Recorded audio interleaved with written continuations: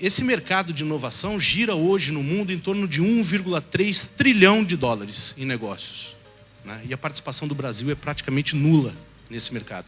Enquanto você tem diversos setores em crise, né, esse é um mercado pujante que está girando 1,3 trilhão de dólares e o Brasil não tem participação nesse mercado.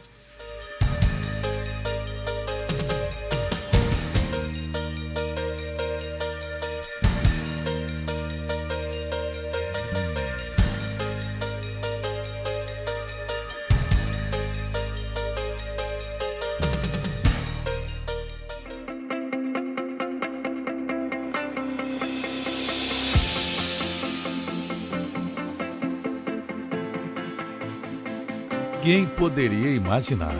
Em 1950, por exemplo, um automóvel com câmbio automático, ou que as máquinas de escrever se tornariam laptops, que a música sairia dos LPs para os CDs e logo depois para os arquivos digitais em MP3, até chegar aos aplicativos on demand.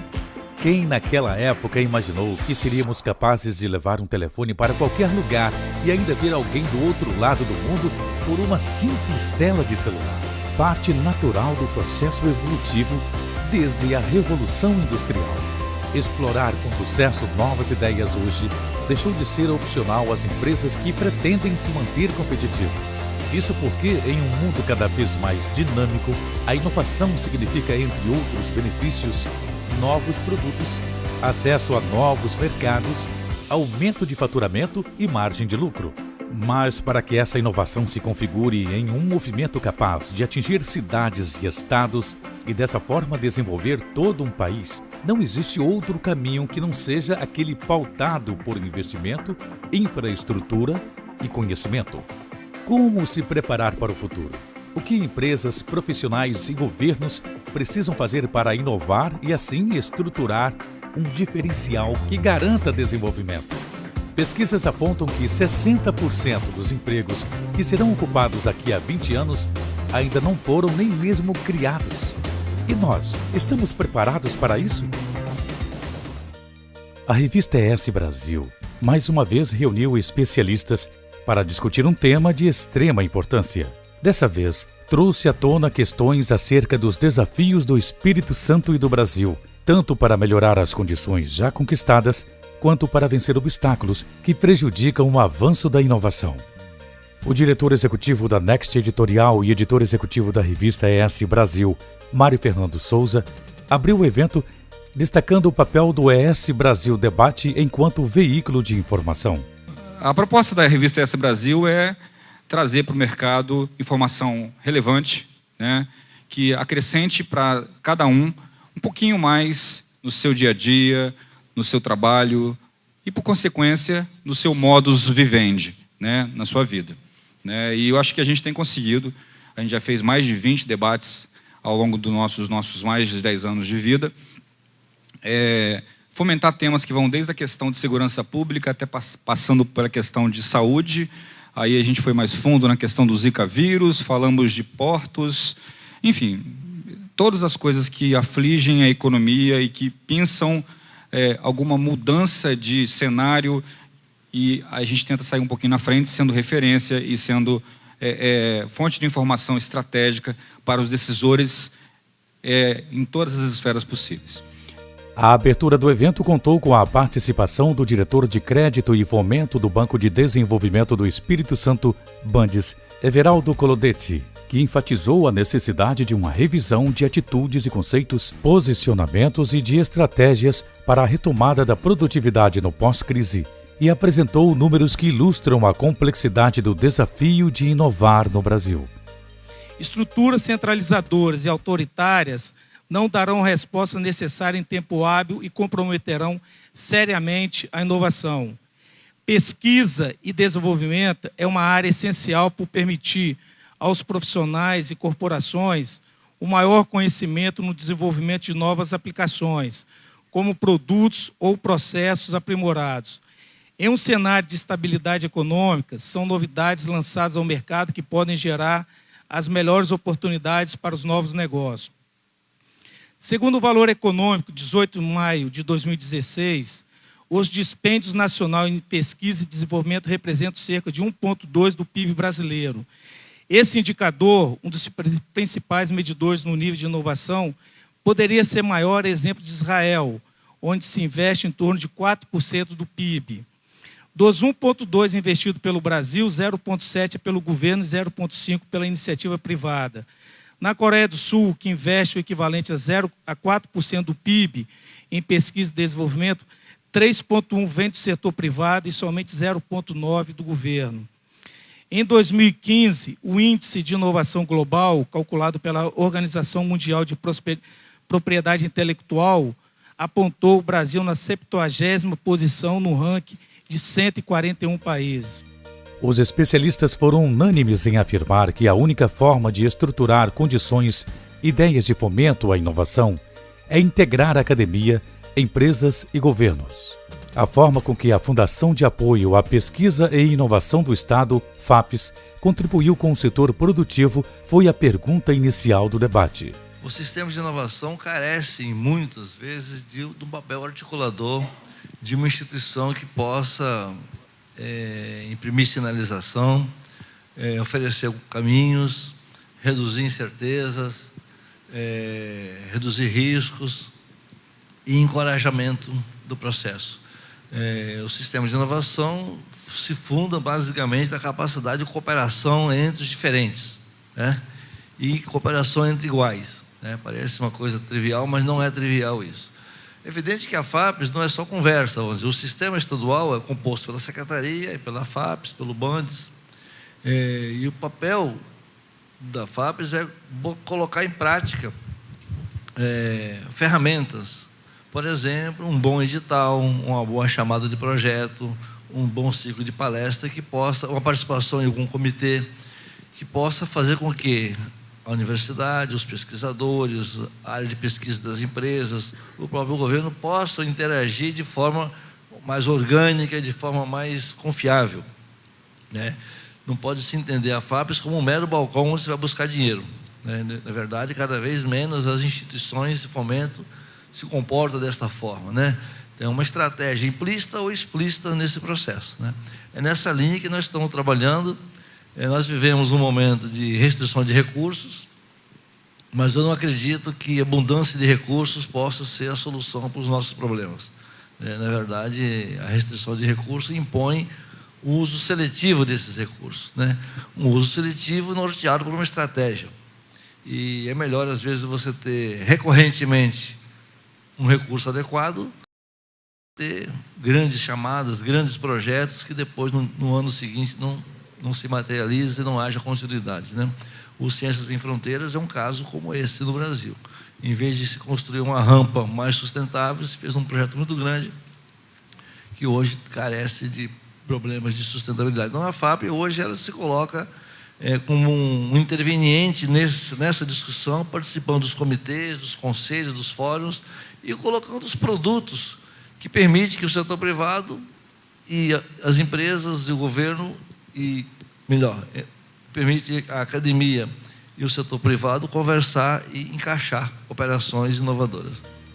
O grau de influência nos resultados exercidos por questões internas como ambiente econômico, paradigma tecnológico e setor de atividade industrial, ao qual a empresa pertence também, esteve na pauta do evento.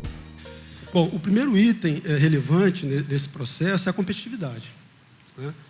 Hoje, uma empresa que não esteja investindo em inovação, ela está fadada à falência, ela está fadada a quebrar. Nós temos uma série de exemplos aí na história recente, empresas, inclusive, que se apresentavam numa posição muito confortável no mercado e, por não terem uma estratégia consistente de inovação, elas vieram a falir. A gente pode citar aí, por exemplo, a Blockbuster, né?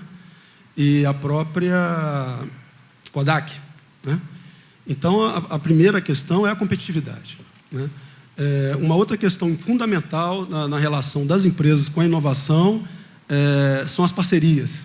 Já há um consenso mundial que o processo de inovação é um processo coletivo, né? A ideia pode ser um processo individual, mas o desdobramento da ideia até que ela se concretize numa inovação, é algo que tenha um resultado, uma aplicação social, é um processo coletivo.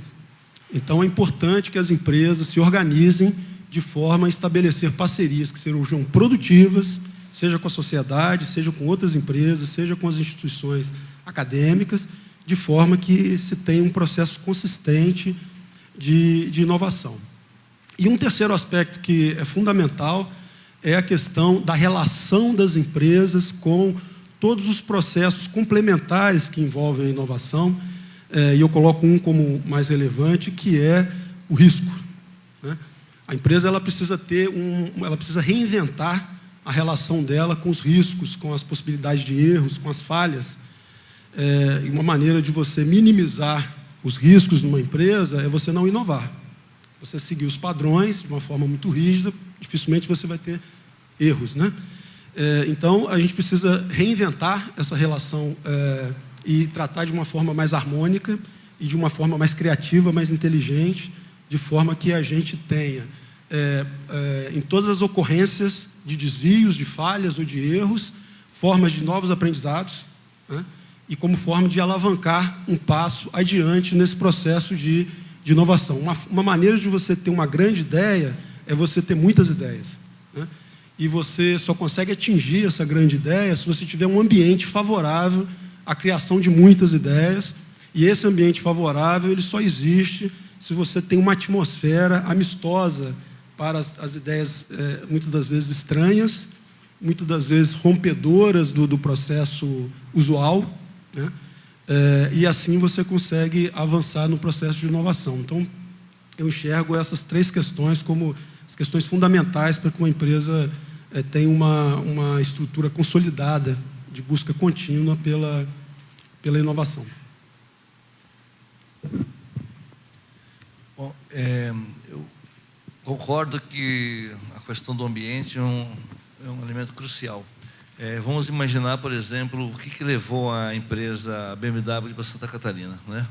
Ela foi para lá, ela não foi. Pode ter tido até algum incentivo do governo, aí, incentivo tributário, mas a questão crucial disso foi o ambiente que ela encontrou de sinergia entre as instituições públicas e privadas, o papel do governo e um ambiente de inovação. O ambiente de inovação, ele é um ambiente que seja muitos riscos, porque além do risco comercial, que é intrínseco à atividade comercial da empresa, daquele mercado onde ela atua, do padrão de concorrência, da trajetória tecnológica que já está posta, a abertura de novas frentes de inovação seja muitos riscos, né? E o papel do setor público e do ambiente que se constrói em torno disso aí é fundamental para que você possa ter a redução dos custos de transação, das assimetrias envolvidas nesse processo e do risco tecnológico de dar um salto adiante. Quanto mais disseminada tiver essa cultura, quanto mais gente pensando sobre aquele aspecto, quanto mais fontes a empresa puder obter, mais seguro é o passo que ela pode fazer. O Brasil é um país ainda que a parte de legislação e a parte regulatória ainda é muito pouco desenvolvida. Hoje deve estar sendo votado, nesse momento no Congresso, lá, os vetos do novo marco legal. Fizemos uma mobilização nacional semana passada em Brasília, em Belo Horizonte, mobilizando os parlamentares de todos os estados para que hoje pudesse derrubar o veto. O aspecto legal no Brasil é um aspecto ainda, um entrave a este processo. Eu vejo que precisa se evoluir e melhorar. Quando você vai contratar uma instituição pública, privada, sem fins lucrativos, para prestar um serviço para o Estado, você esbarra em incompreensões e toda espécie de desconhecimento e desconfiança para você contratar um serviço como esse. Eu acho que isso é um impedimento também a que se possa ter um ambiente melhor. Eu costumo dizer que o Brasil é o país do controle rigorosíssimo, né, e da punição frouxa. A legislação ruim, quer dizer, a gente controla tudo que você vai fazer, as licitações, tudo controlar, ninguém consegue fazer, e quando o cara é pego fazendo alguma coisa errada, não acontece nada, de maneira geral, né? Me permita, então, a gente precisa André, inverter isso, né? Uma pergunta aqui ao Charles, na direção dessa questão, é possível? Dentro do, claro. Assim, considerando essas questões externas que estão aqui na pergunta, né? A sua empresa é um grupo global, produção de aço, né? Que fator fez com que a empresa escolhesse aqui a nossa região para ter o seu centro de pesquisa, a ArcelorMittal América do Sul? Ok. A ArcelorMittal ela tem hoje 12 centros de pesquisas espalhados pelo mundo, e até abril do ano passado eram 11 concentrados na América do Norte e na Europa Ocidental. Então havia uma carência de suporte com robustez e com velocidade a todo o mercado da América do Sul, do Grupo ArcelorMittal. Esse é um mercado estratégico, um mercado importante para a ArcelorMittal, principalmente em 4 mercados: é o mercado automotivo, construção civil, a parte de energia e a parte de eletrodomésticos. E então houve essa decisão estratégica de lançar esse 12º aqui na América do Sul, e existiam algumas possibilidades, né? Nós temos em várias regiões do Brasil unidades da ArcelorMittal, né? Principalmente no Sudeste e no Sul do Brasil, e uma série de fatores foram analisados, como, por exemplo, a complexidade do mix de produtos de cada uma das plantas, né?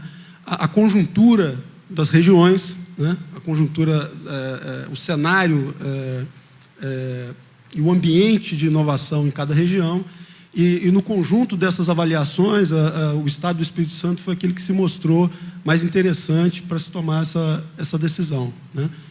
E nós estamos aí completando um ano no início das atividades do centro, e a decisão tem se mostrado positiva. A gente não só tem conseguido evoluir nas atividades de pesquisa e desenvolvimento junto às plantas, junto da nossa maior planta aqui na América do Sul, que é a planta de Tubarão, né? Como também a nossa relação com a sociedade, que era uma perspectiva, ela vem se realizando, e a gente já tem uma série de atividades formalizadas em andamento, tanto com outras empresas, como também com entidades de ensino e entidades de fomento, né?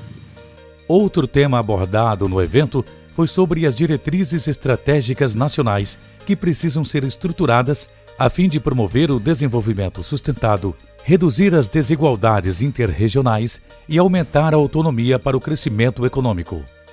Eu acho que a questão, o Buffon já levantou, né, marcos legais, né? Olha, sem segurança jurídica, o capital não se aproxima. O capital gosta de ambiente estável. Então, isso é fundamental. Hoje estamos dando um passo lá, tentando derrubar alguns vetos, né, ao marco legal da ciência, tecnologia e inovação, mobilização nacional. Eu só não estou ligado aqui na tela do meu smartphone, porque eu estou aqui no debate olhando para vocês e ouvindo meus colegas aqui. Porque senão nós estamos mobilizadíssimos nessa questão. Outra questão fundamental é de políticas públicas, em geral. Isso constitui todo o ambiente, né, onde você vai empreender e inovar. Desde a educação, saúde, a segurança pública, até aquelas políticas que vão ao encontro do desenvolvimento, mesmo onde você apoia a empresa, onde você cria ambiente para a empresa empreender e ter lucro. Não pode ter vergonha de ter lucro. Vocês devem até achar estranho. Esse cara estudou em Cuba, né, falando de lucro, né? A minha dissertação lá foi sobre empreendedorismo. Os caras não entendiam.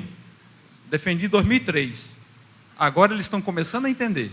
Demorou algum tempinho, né, para eles começarem a entender o que a gente estava discutindo lá. Então, as instituições de apoio, né, ao empreendedorismo e inovação, isso é fundamental. O Brasil tem uma rede fantástica, pode melhorar, mas já tem uma boa rede com o SEBRAE, agências de fomento aí como a FAPES, FINEP, para a própria formação de recurso humano, a CAPES, o CNPq e assim por diante. Mas podemos melhorar esse ambiente com mais instituições. Especialmente no caso do Espírito Santo, nos faltam instituições. Por que um estado tão parecido com Santa Catarina não é tão inovador quanto Santa Catarina? Porque nos faltam instituições. Não vou detalhar aqui, mas pensem nesse assunto. Um outro aspecto é conseguir construir, né, políticas de desenvolvimento territorial integrado. Isso é para além de pensar o arranjo produtivo local. É pensar o arranjo produtivo, social, cultural. Como é que a gente desse território se organiza, trabalha, coopera para vencer? No ambiente competitivo, como bem colocou o Charles aqui. Estamos num ambiente competitivo. Então, a gente vai ter que aprender isso. Isso não está dado. Isso é uma construção da sociedade. E, claro, que os governos têm o papel de organizar essas políticas do desenvolvimento territorial integrado. Bom, tudo isso vai levar a um ambiente de negócios, né, que tem a ver com cultura, tem que ter mercado de capital, tem que ter organizações públicas, privadas, todas buscando eficiência, produtividade, competitividade. E, ao final, quer dizer, proporcionando o desenvolvimento desses ambientes de empreendedorismo e inovação, a gente vai constituir aquilo que é chamado de ecossistema de empreendedorismo e inovação. O ecossistema é constituído de N entes que trocam entre si, que intercambiam, que se relacionam, que ora competem, ora cooperam, mas convivem nesse território e procuram, nas suas relações múltiplas, gerar aquilo que a gente quer, que é o desenvolvimento, gerar riqueza e, claro, se a política pública for inteligente, dividir bem essa riqueza, porque se a gente só gerar riqueza e não dividir bem, né, a gente também vai ter outra sorte de problemas. E também, quando eu digo dividir, é preciso entender o papel da sustentabilidade, né, quando a gente faz essa abordagem aqui. Se a gente não pensar em termos sustentáveis, entender qual é o papel da sociedade, da economia, né, qual é o papel do meio ambiente, da cultura, nesses processos intricados de relações complexas, a gente não consegue fazer o tão desejado desenvolvimento que se sustente, para que a gente consiga, né, enxergar um futuro, né, para nossas próximas gerações. Obrigado. Bom, realmente esse tema é complexo, é difícil a gente ter uma resposta completa para ela, então eu estou me decidindo por explorar alguns aspectos mais específicos dela. As empresas, como eu comentei, elas precisam investir em inovação por uma questão de sobrevivência, né? Agora, um aspecto que eu acho importante a gente explorar, Tadeu, você comentou um pouco, é uma estratégia de país para um processo de inovação, né? Você observa, por exemplo, que em torno de 40% das nossas exportações são commodities e em torno de 50% são produtos de baixa tecnologia, baixo, no máximo média tecnologia. A soma dos dois dá 90%, né? E quando você olha a média mundial, esses números giram em torno de 15 e 20%. Então, na média mundial, né? Então, esse é um ponto. A gente precisa ter uma estratégia de médio e longo prazo que vise ser um país que desenvolve, produz, vende, exporta, consome internamente e exporta alta tecnologia. E um outro ponto que eu gostaria de explorar, que a gente ainda não chegou a conversar um pouco, mas em algum momento a gente vai ter que entrar nesse assunto, é o processo de capacitação, o processo de formação, né, do ser humano para ser inserido nesse processo. Esse é um assunto também que não é simples, é um processo que vem evoluindo ao longo das décadas. Os profissionais que foram formados em diferentes momentos da história da humanidade precisaram ser, esse processo precisou ser revisto. Nesse momento, na minha visão, a gente precisa rever esse processo de formação. Como foi comentado na introdução, as 60% das novas profissões ainda estão sendo definidas, não é isso? Do futuro. Então, nós precisamos discutir isso. E um tempero que eu gostaria de colocar nesse ponto, para a gente ir explorando ao longo do debate, na minha visão, nós precisamos fortalecer a fatia dos cursos de formação, fortalecer a fatia da fundamentação científica e reduzir a parcela relacionada à tecnologia. Porque a tecnologia está mudando, né? E a tecnologia ela pode ser muito rapidamente absorvida, né, desde que você tenha o fundamento científico. E só para concluir, os cursos de engenharia, por exemplo, até onde eu tenho acompanhado, em torno de 40% da carga horária é de fundamentação, 60% são chamados itens profissionalizantes ou específicos, né? Eu inverteria isso, eu colocaria em torno de 65%, 70% de fundamentação científica e 30% de tecnologia. A tecnologia a gente pega pelo caminho. Agora, a fundamentação científica a gente precisa da academia, né? E aí eu acredito que isso possa ser um balizador para esse processo. Eu queria fazer uma adenda em cima disso daí. É um ato de coragem uma pessoa do setor privado vir falar isso aqui.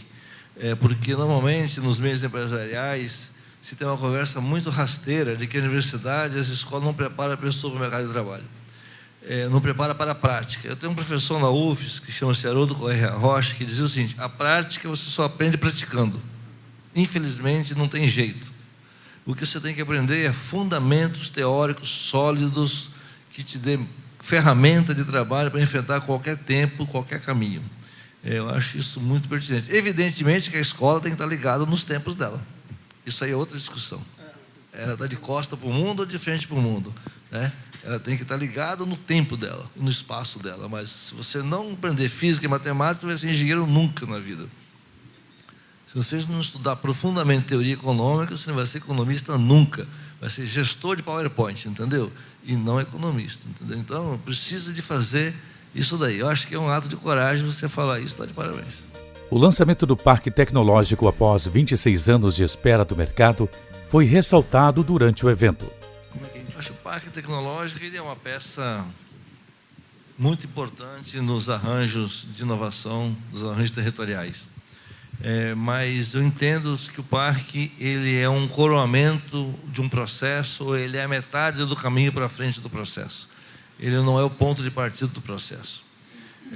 O ponto de partida do processo é melhorar o ambiente, a integração, a interação, abrir as bases de conhecimento, a capacidade empreendedora, a visão de mundo e o ambiente de risco, para que ideias da universidade, das escolas técnicas se projetem como negócio. Hoje mesmo fizemos um evento lá na FAPES, prestação de conta de um edital do PP Agro. É uma pesquisa que, se o professor tivesse uma mínima capacidade empreendedora, amanhã ele daria início ao projeto dele, de montar uma empresa incubada ou mesmo no fundo de quintal dele. Mas não, ele vai fazer daqui um outro edital para aprofundar a pesquisa dele. Mas o que ele tem concluído já pode ser uma empresa. Vamos dizer, então, esse que é o processo mais importante, que é fazer os spin-offs da universidade, essas ideias saltarem e virar negócio. É evidente que quando o volume de incubação, de geração, de fusão se torna grande, você precisa de um ambiente regulatório melhor. E um parque é um ambiente regulatório para você colocar empresas. O parque pode ser um parque tangível, um distrito industrial, ou um parque a céu aberto, como tem em várias cidades do mundo, e no Brasil tem a experiência do Porto Digital. Eu entendo que ele é um processo, ele é uma etapa de coroamento de um processo, e muito embora tenha que ser iniciado já, né? Mas ele vai se verificar e se resolver num momento posterior. Ok, eu gostei desse comentário que você fez, Buffon, realmente como parte de um processo, porque isso é um processo, realmente, né? A gente vê de uma forma muito positiva já um consenso na ArcelorMittal que o processo de inovação é um processo coletivo. Então, os outros 11 centros de pesquisa já vêm trabalhando com essa filosofia de parcerias. Já há uma conclusão de que é impossível você ter um centro de pesquisas autossuficiente. Então, em todo o mundo há parcerias com outras empresas, com universidades, com entidades fomentadoras. E assim que nós começamos as atividades aqui no ano passado, nós também começamos a realizar esse mesmo modelo. Então, esse processo de ter um parque tecnológico aqui, ele está muito alinhado a essa filosofia da ArcelorMittal e, naturalmente, a gente vai estar inserido nesse processo. Acho que essa é a palavra-chave. É um processo que o Estado precisa ter bem consolidado de ter a inovação como uma meta, né? Ela está continuamente perseguindo, né? Gomide, me permita só acrescentar uma coisa. O Charles me fez lembrar uma coisa importante aqui. No microcosmo, né, do IFES, nós começamos a nossa incubadora em 2008, a primeira unidade aqui no Campo Serra. Tivemos um apoio importantíssimo. O primeiro fomento foi da FAPES, quando o presidente era o amigo Guilherme Pereira aqui, né? Importantíssimo. Difícil foi convencer a cultura do campus, da academia, de o que esse ambiente de empresas está fazendo dentro da escola. Olha só, hoje isso está aceito, mudou. As pessoas entenderam que aquele ambiente também é um laboratório, também é um ambiente de aprendizagem. O Parque Tecnológico vai ser isso numa outra escala ainda muito maior, que vai mudar a cultura da nossa cidade, vai mudar a cultura do nosso estado, vai tornar o estado mais inovador, porque vai ser um ambiente de sinergias, de cooperação, de colaborar em projetos desafiadores, para ter soluções, não é para a Vitória, é para o mundo. É um porto, né? É mais um porto que se cria em Vitória. Além da mesa, o evento contou com a presença de profissionais que vêm se destacando no mercado. O mercado é muito complicado aqui no Brasil, especialmente no Espírito Santo. A dificuldade maior é reter talentos, tá? E assim, o que a gente trabalha é pegar as pessoas bem da base e desenvolver a nossa metodologia. A gente investe muito na estrutura e no treinamento do pessoal. porque, especialmente no mercado de jogos, é muito complicado. A formação acadêmica não está muito ligada ao mercado ainda. Então, acho que isso é um grande dificultador. E a falta de uma estrutura para manter esses talentos no futuro também. Eu acredito que está melhorando muito nesse sentido. A gente está trabalhando em conjunto com a CDV, com a Prefeitura, com a Tec Vitória, que é a nossa incubadora, para dar esse tipo de possibilidade. Eu acho que esse é o maior segredo, porque já tiveram outras empresas e a gente patina um pouco nessa área. Quando alguém mais qualificado se desponta, acaba saindo aqui. É a história do Espírito Santo. Eu espero que essas novas mudanças vão melhorar e trazer esse chão para a gente poder manter as pessoas. Dentro desse conselho, a gente agrega a iniciativa privada, o governo, a academia, diversas outras instituições para debater constantemente os desafios que surgem no dia a dia e quais são as soluções que a federação pode adotar para resolver esses problemas e para incentivar a inovação, porque a inovação é uma cultura, ela não é algo pontual. Sendo uma cultura, você tem que cultivá-la e executá-la diariamente. Então, esse é o desafio. E quais são os maiores desafios? Tem como apontar alguns para a gente? Hoje nós temos uma deficiência muito grande de pessoas qualificadas, tanto tecnicamente quanto do ponto de vista de gestão e de desenvolvimento, maturidade. E o brasileiro é muito imediatista, na medida que a cultura, a inovação sendo uma cultura, você precisa de desenvolver ao longo dos anos. Então não adianta agora que a gente está em crise e querer inovar. Você tinha que estar inovando desde quando a crise não existia, para agora estar podendo surfar na onda da crise e aproveitar as oportunidades que surgem durante a crise. Então a gente precisa de mudar essa cultura do brasileiro para trabalhar mais com planejamento e de forma mais pensando a longo prazo. E essa alta qualificação do público, que pode interferir, enriqueceu ainda mais o debate. Tem uma coisa que se fala muito do Espírito Santo, é assim, o Espírito Santo capta pouco recurso do governo federal, busca pouco recurso do orçamento. Eu sempre procuro, aí a crítica é com relação à bancada, que é isso, que é aquilo. Aí a gente tem que analisar para o outro lado, que é o lado da capacidade de absorção. Não é a capacidade de alguém mandar dinheiro para cá, ninguém vai mandar dinheiro para cá. Eu já tive em cargo federal, tive dificuldade de aplicar dinheiro, ajudar a trazer dinheiro para cá, porque não tem capacidade de absorção. Eu digo isso assim, mas o pessoal do Nordeste capta muito dinheiro, mas você vai lá ver a quantidade de instituições que eles criam para captar dinheiro, não é? Então, aqui na área de tecnologia é isso, você para trazer dinheiro, você precisa ter instituições, e para reter talentos, para ocupar, você precisa de ter instituições, né? A outra coisa aí, quer dizer, é um assunto batido e tudo, polêmico, mas tem que ser debatido. Eu acho assim, a gente tem aqui uma universidade federal, não é? A Universidade Federal ela tem uma lógica de funcionamento. Agora tem o IFES. Mais recentemente, o discurso mudou um pouquinho, que a gente tem o IFES.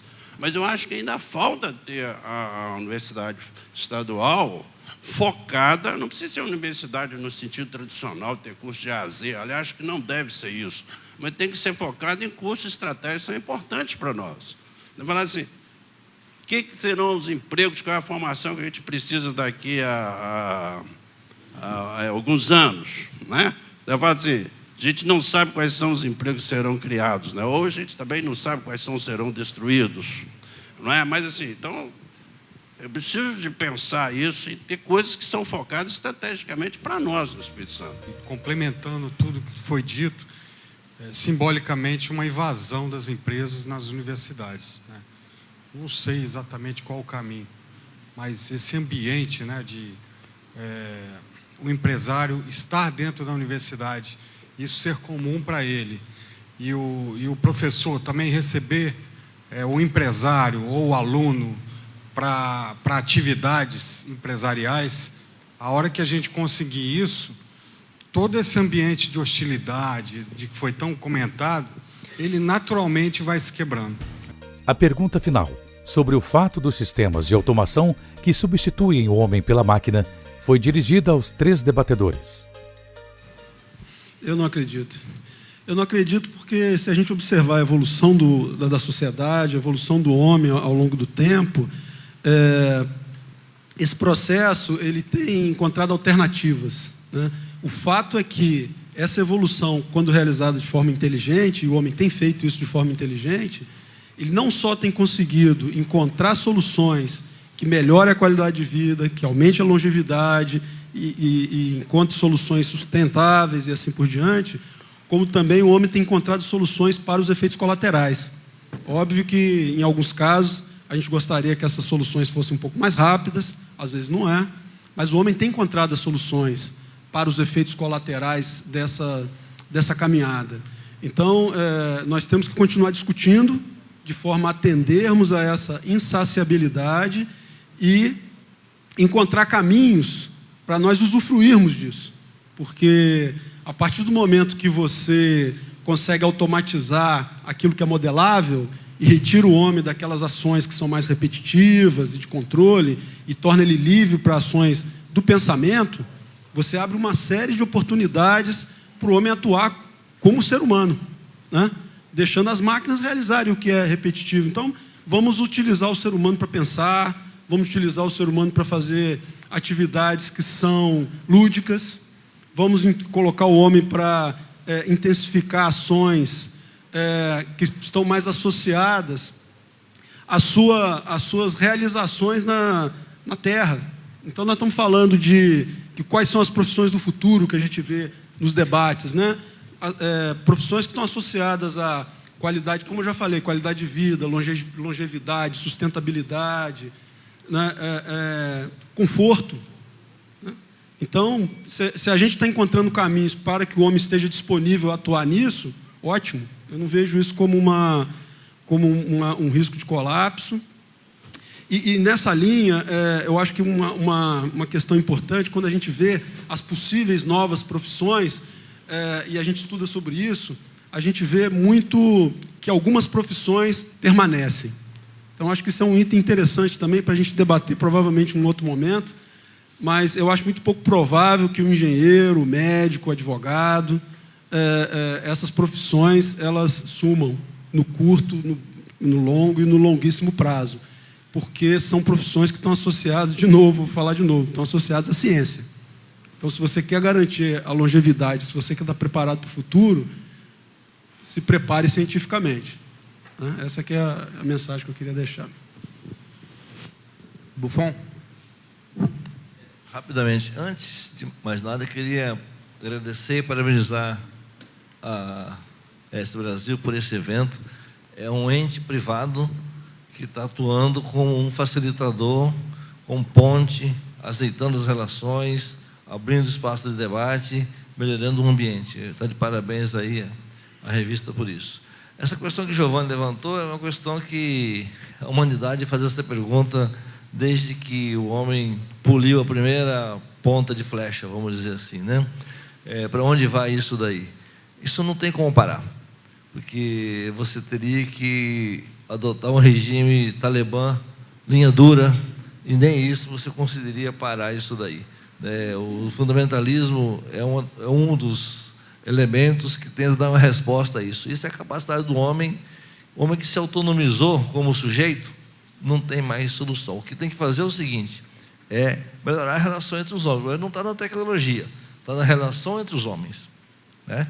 Enquanto existir concentração de riqueza, nós vamos ter problemas. Mas quando a produção e a distribuição da riqueza for rediscutida e recolocada em outro patamar, aí sim nós vamos ver que a tecnologia poderá ter um papel libertador e tudo aquilo que se espera. Mas enquanto existir concentração da riqueza e da renda, nós vamos ter sempre essa simetria que poderá levar a questões existenciais aí a ser debatidas, né?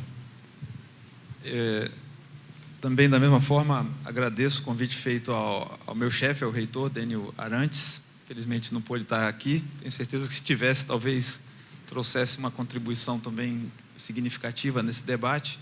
Aos organizadores, por esse movimento tão importante de trazer a comunidade à reflexão, traçar seus caminhos, né, a partir desse coletivo que pensa que sempre vai ser mais potente do que o indivíduo.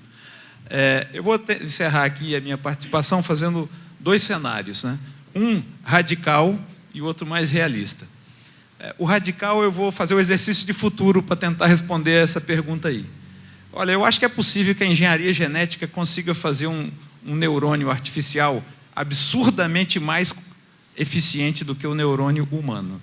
Quando você tiver alguns zilhões desses neurônios fabricados em série por robôs conectados por sinapses, nós seremos sucedidos por uma máquina biológica. Vocês entenderam o que eu falei? Isso é evolução. Antes disso, vou ser um cenário um pouquinho mais próximo do nosso mundo real de agora. Vamos imaginar, como pensava Marx no século XIX, quando num conjunto de artigos na Gazeta Renânia, no início dos anos 1880, ele escreveu uns artigos em série, que é consequências sociais do avanço tecnológico. Olha, desde quando se preocupa com isso alguém, né? São artigos clássicos, recomendo a leitura. A síntese desses artigos diz o seguinte, né? Quando as máquinas começarem a tomar, né, o espaço do trabalho pela automação, restará ao ser humano se perguntar: e se? ES Brasil Debate é uma realização da revista ES Brasil, uma publicação Next Editorial.